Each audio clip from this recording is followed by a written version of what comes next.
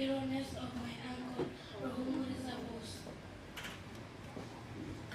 He knew the weight of armor, the gravity of the choice, the danger in the distance, yet he answered to the voice. In 2026, we stand beneath the flag he swore to keep, guiding now the quiet house where his two children now sleep.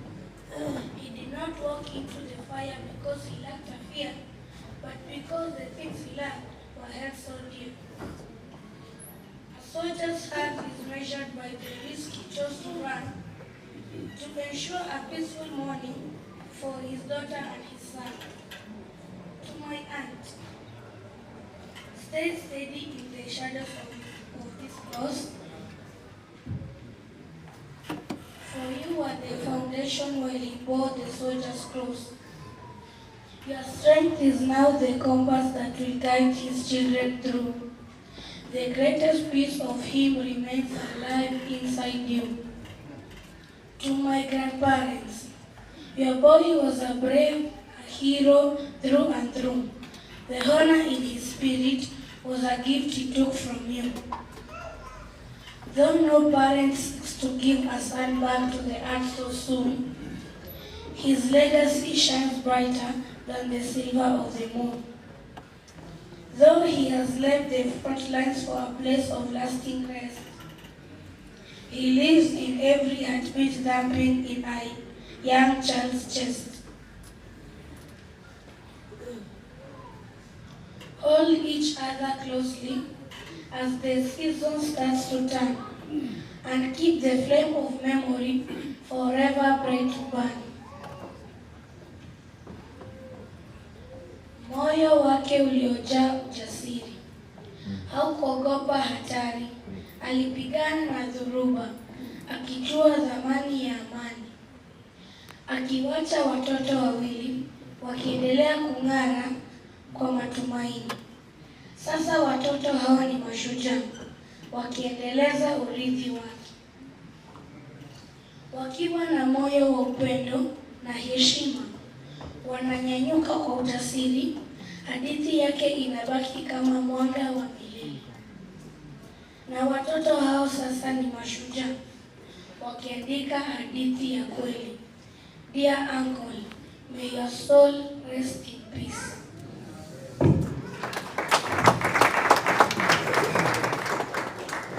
Intebe yacu agaciro ndetse n'izindi ndwara ibyaha nubwo amasha atemewe ariko tuyabuze bukeya kubwo guha intwari yacu agaciro bize bigaragaza ibibarimo kuko n'ubundi ari abagabo bari mu nziracuho z'umubyeyi wabo umunezero w'ikirogo abafite ababyeyi. Reka n'ubundi twakire umuryango wacu wagasegege urimo wakwe ndetse urimo n'abishwa wacu baza guhagararana hanyuma agaza kubabwira izindi gahunda abari kuvugira.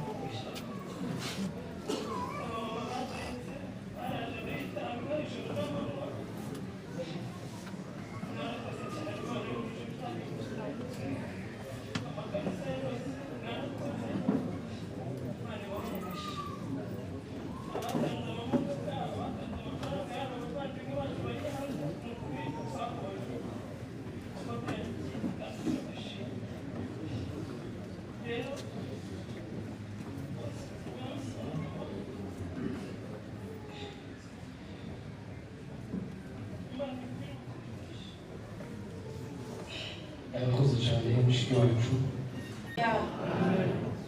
Haleluya.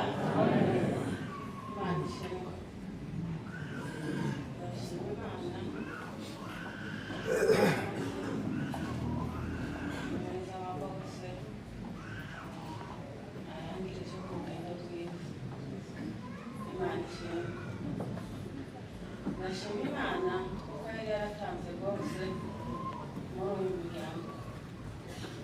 Imana yaducyubahiro.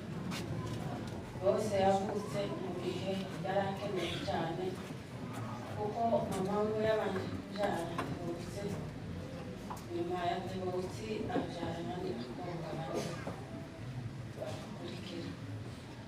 Bose ngo bavuke turishima cyane, tukoze imbunda kuko Imana yari ikoze ibikomeye. Imana ishimwe. Ntabwo nari nzi ko bantungura kuvuga, ariko ndavuga mu magambo make. Imana ishimwe. Mureke mbabwire amakuru gatoya.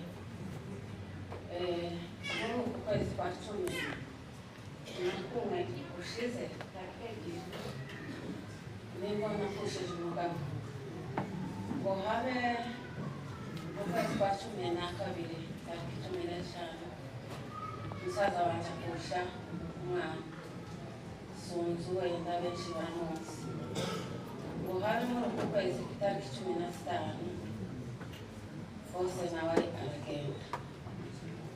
Yesu ashimwe. Icyo nshima Imana nuko ari umukozi w'umuhanga, nuko yo itazitungurwa n'ibibaye, nuko yo itazikoma mu gukora ibintu. Imana ishimwe. Rero ndashima Imana kuko Imana yadukomeje. Hari indirimbo nasigayeho, iba ndirimbo ivuga ngo ngoro mu mwijima ndabona umuco, ngo ku Mana kumumenye nibwo buzima. Amen. Jewe niyo sengesho mfite ubungubu kuko kumenya Imana ntakisa nasho. Amen. Iyo tutaza kumenya Imana tuba twarabaye nabi, tuba tukibuka, ariko kumumenya nibwo buzima. Haleluya. Ndashima Imana cyane kuko yabashije kudukomeza. Twarakomeye cyane kandi ndashimira umwe wanje nawe ko yaje akomeye, kuko ntabwo ntekereza kabona wenda atabasha gukomera, ariko nawe yakomejwe n'Imana yamenye. Imana ishimwe. Ndashimira abana bose bakiriwe. Amen. Ikindi kandi ndashimira Imana kuri aba bana bacu barankunda cyane kandi naje ndabakunda byimazeyo. No kuba ndi hano ni uruhare rwawe. Amen. Ni ukuri ndabakunda nzabona uko nabagera. Amen. Sinza mbimenya nimba ari uko jewe umugabo wanje ni mwishwa wa basekuru neza. Sinza menya nimba ariyo mpamvu izituma tukundana cyane. Sinza menya nimba ari mpamvu ikomeye tuvukana na mama wawe, ariko ndabashimye kuko mukunda kandi nanje ndabakunda. Imana ibamugisha. Rero reka muvuge bose ho gatoya. Bose yavukiye muri Kongo, ngo tugende no mu Rwanda twaje bonka.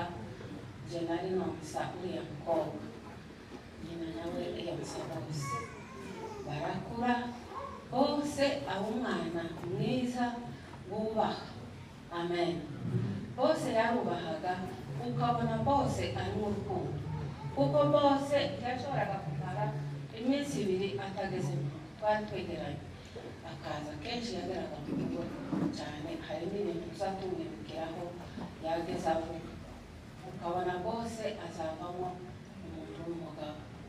Bose icyanejeje cyane nuko bose arangije urugendo rwiwe yarabaye umukristo. Amen. Icyo kintu cyankomeje, numva ndakomeye, ndavuga ngo reka nihangane kuko bose yagiye mu ijuru. Amen. Hari abashoboye kumbwira ngo bazaga babyuka mu gitondo ngo yagiraga akaradiyo kiwe karimo gisirimu. Amen.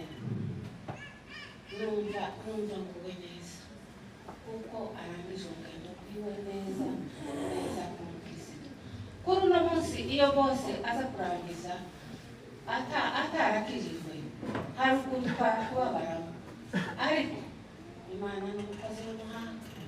Imana iramukiza, arangije urugendo rwiwe neza. Imana imugire umwuka udashira. Mbere turabanza dushimire Imana kuko Imana niyo nkuru, niyo mugenga w'ibihe. Twebwe nta na kimwe tukora ku Imana itumaze. Mbere dushimiye Imana abantu bose tumaze kuvana muri mwijima, abantu bose babaye hafi yacu gutabara, abantu bageze hano mu rubuga muri data, mwese turabashimiye. Dushimira abandi natwe twari twibaraga bamudusura badukomeza, abo nabo tubareka no kubashimira, abo nabo turabashimiye. Dushima n'Imana arongoye mukecuru kuko yari atuye kure, ari nakicumbisha amakuru arihanganye, kuko abakristo bamenye Imana yarakomeye, akabaje tukabaje ibyo nabyo tukagushimira n'Imana. Dushima n'Imana yamurongoye mu nzira, ndetse natwe twese ibyo ngibyo tubishimiye mw'Imana. Nubwo dufite amakuba impande zose, ariko dufite Imana. Dufite Imana. Imana niyo iri humure, Imana izihumuriza imitima yacu kandi ikayikomeza, kandi ikatwizeza kuko aba badusize tuzongera kandi tukabona n'ubwami bwacu. Bwana sifiwe. Burya dushima Imana kandi dushima nk'Imana. Abana batoya bamaze kubivuga cyane, ubuzima bwo ntabwo ni bwiza kandi ari na mubi. Bano bana bakuze uko ise wabo bameze, hari kamwe nakubwira isa n'ushobora gatoya kumva uko bavuze ntibabeshe, bavuze ngo anko bavuga sitwari yabivuze, nariko numva nubwo atari cyane, ariko tumwe narigenda ngo niko yari ameze baraza tuvuge umwana n'umwana wacu bose. Nanjye muheruka kera ariko nari muzi bose, yari umuntu yihagara mwiza, utene, usa neza, utambuka ubona ko aratambuka umugabo. Imana ishimwe. Yari umuntu ushobora yari umuntu ese umukozi. Ikindi cyamurangaga cyane n'intwari. Burya ubutwari siko benshi babubwira, ariko umuntu azamuvuka akavugana ubutwari kandi akanabugaragaza. Mwumvishe umukecuru wavuze isafari zigera zitatu tumugarura, ariko aranga kubera ko ari umurimo yahisemo, kandi ubutwari bwiwe bwo kwitangira igihugu yaracitangiye, kandi aborozi n'umurimo nawo uwo ari wo wose, iyo ukoranye umwete ukabugaragaza n'ubutwari uzaba bwiza. Muri abantu bose abenshi barangaha ukomeje negiseremba kandi bakanaseremba nabo tutafite umusaruro mbese w'ifaranga yawe,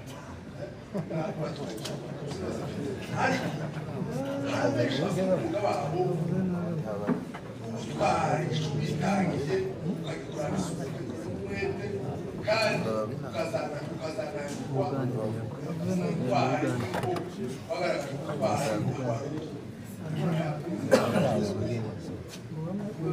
agenda kurigeza abana tuziga agenda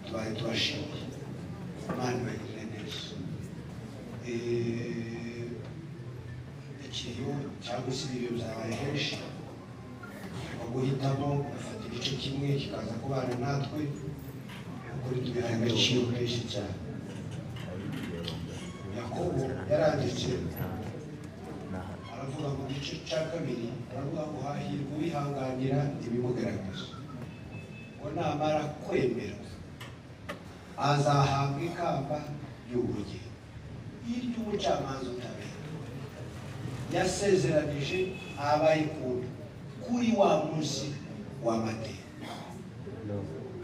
Bwoko bwacu bavandimwe cyane Nairobi tubaye mu yuzuye muhumure, Imana irahari.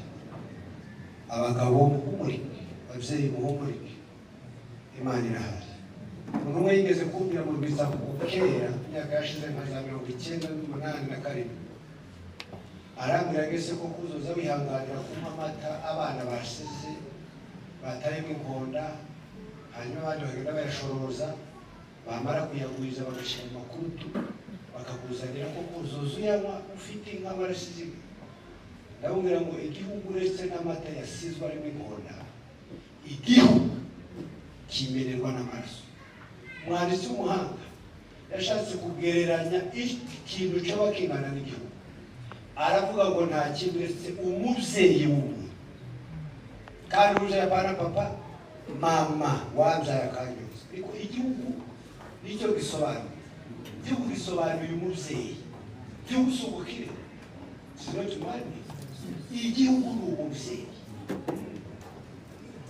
ukosa kakurera. So iki kugira ngo kibeho gikomeye, gikomezwa n'amaraso ya bene, ntabwo gikomezwa n'imbibi zashyizweho n'abantu uko abandi barazivogera, gikomezwa n'amaraso ya bene. Mani bagirire neza, bavuye kure tuje guhumuriza, kubahumuriza mwese Nairobi n'abandi tutabanye, nabizi ko biri kuri social media, ariko mwese aho muri bubiri turavuze ngo muhumurike, Imana yumuje bahumurize. Dufite isezerano ko Imana izaturinda neza, dufite isezerano ko Imana izabana natwe, dufite isezerano ko Imana izatuhoza amarira, dufite isezerano ko tuzaseka ibihe bibi buri gihe bisiburanwa n'ibyiza.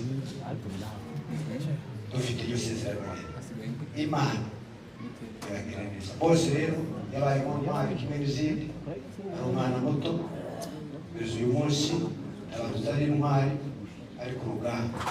Njye nari muri Kongo bamaze kumbwira amakuru kurikiranye ibintu byose uko byagenze, naho yakomeretse n'ibiti byose baranyerekaga ku mashusho, ibintu byose nakurikiranye ko bamushyinguye mu cyubahiro gikomeye. Shimiye Imana ko byagenze neza.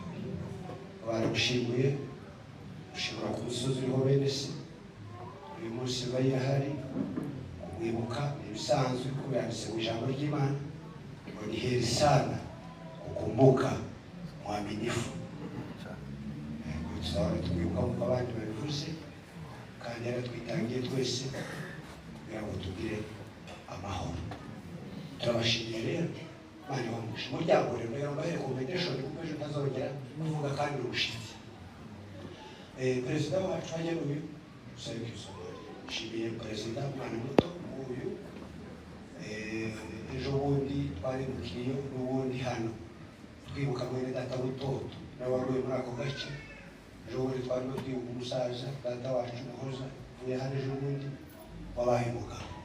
So aba n'abandi bose baje gutabara uzukangurira iyi mbaga yawe komeza kubana n'abandi ukaba intangarugero na muri bato barimo basaza barimo sogokuru hano abonye na data wacu hariya abonye na mukuru wanje Mataratara n'aba bake ariko abandi baracyari abana. So be strong kubana n'abandi muri ibi bihe kugira ngo tuzabivemo neza duhishime umuryango ko badufashije natwe tuzakomeza kubafasha.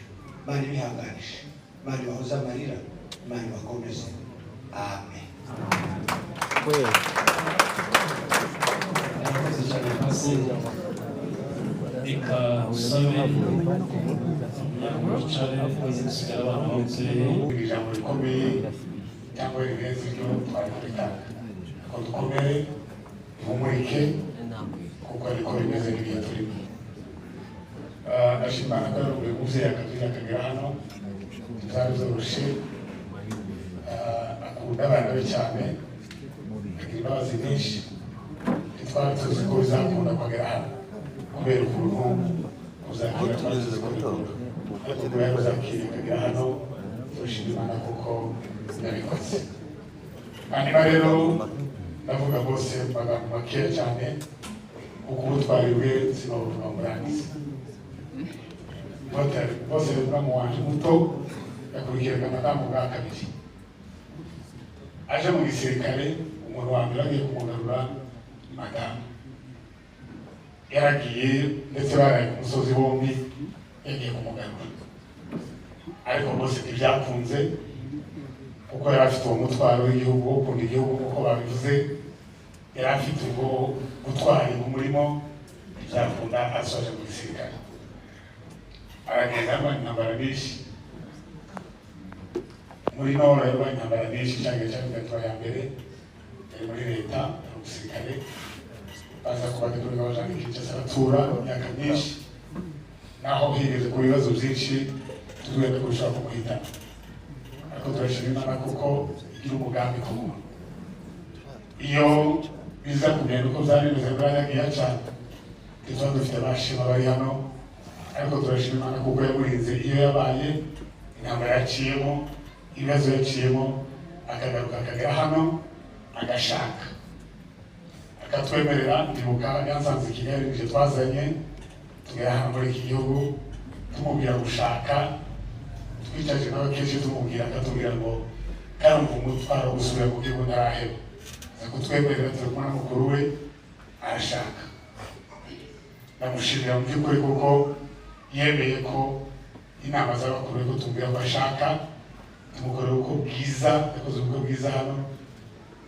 Ndashimira n'ababyeyi babigizemo uruhare bose bagashaka kubaka Imana ikamugurisha akabyara.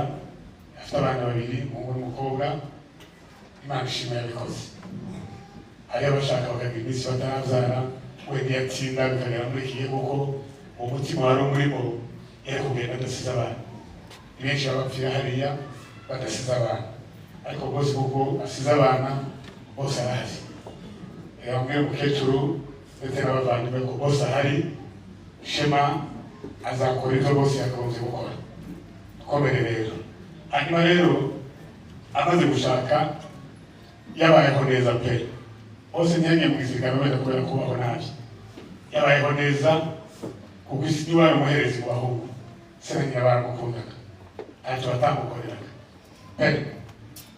Mbere yo kugira ngo twe tugire icyo tubona bose niwe wari ibanze ariko kubera umutima ubutwari yagiraga n'urukundo wo gukunda igihugu no guha agaciro igihugu cye byabaye ngombwa ko asiga ibyo byose aza kugenda ntiyadusezeye. Bamwe twaze kubwira ko tubona mu Kamangira yagiye twaje kuvugana Jegeze ruguru ariko kubera urukundo baramubwira akabwira ngo tugomba gupfira igihugu.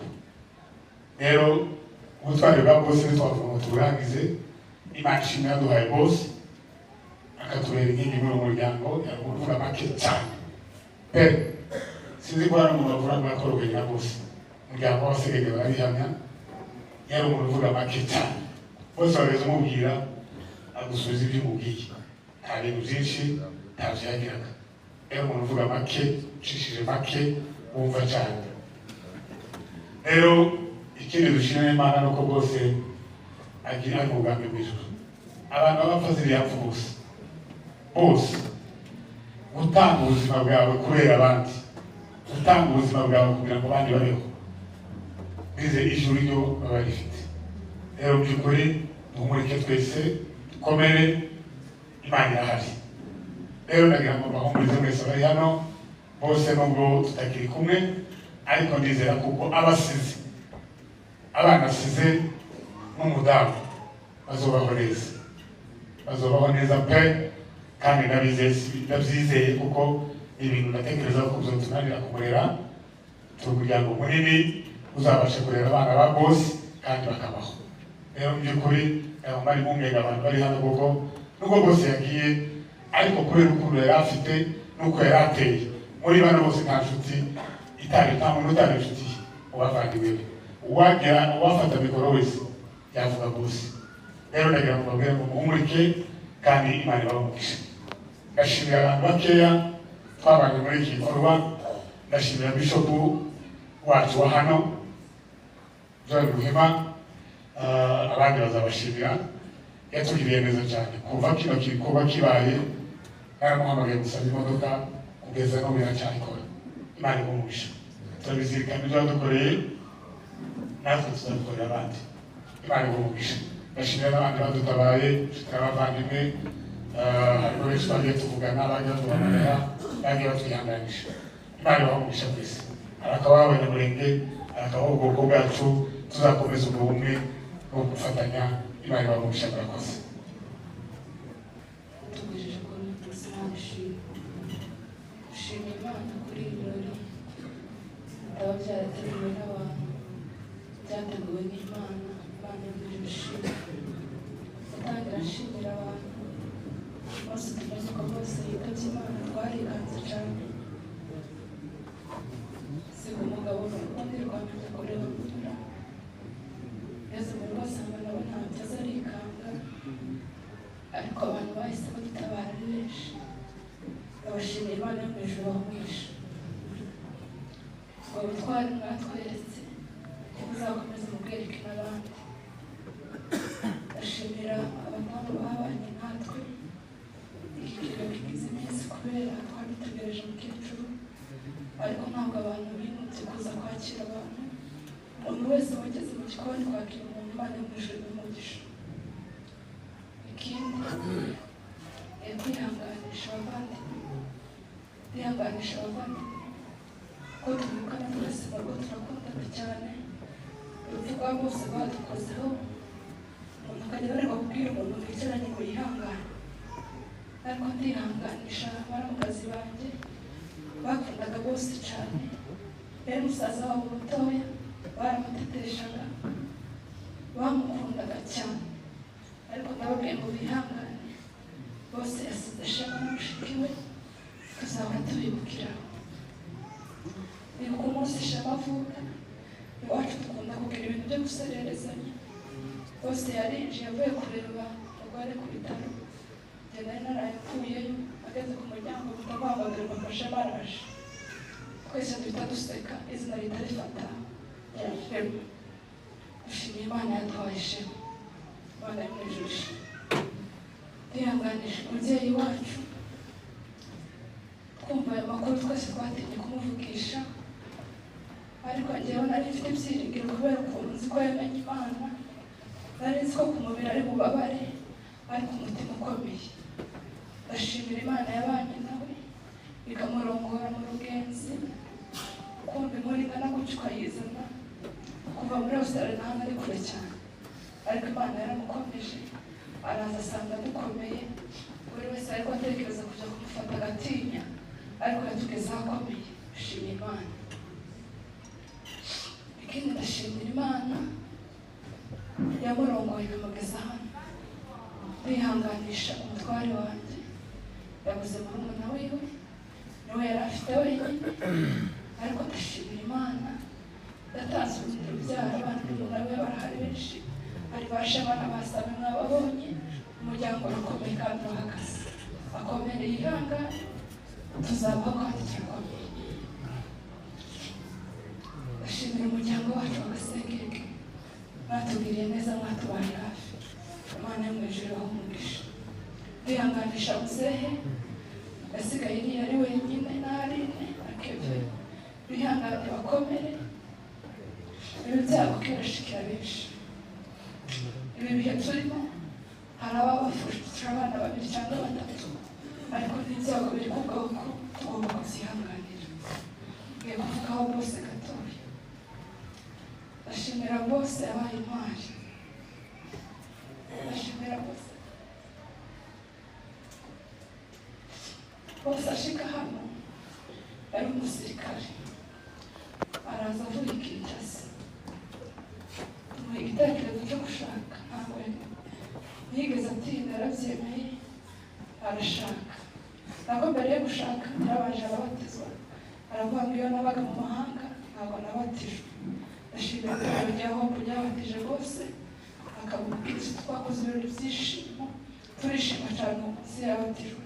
Imana yo mu ijuru ishimwe ko bose yagiye yabatijwe. Bose arashaka, arangije kubyara umwana wa kabiri, umwana yari afite amezi 2, bose asubirayo.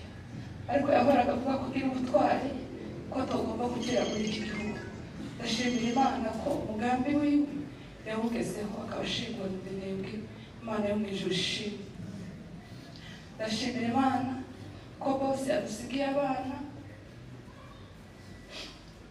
yadusigiye ifoto.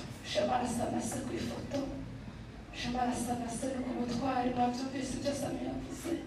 Ikivi bose yasize Shema azacuza, bose tubishupfurije muzi uko habera.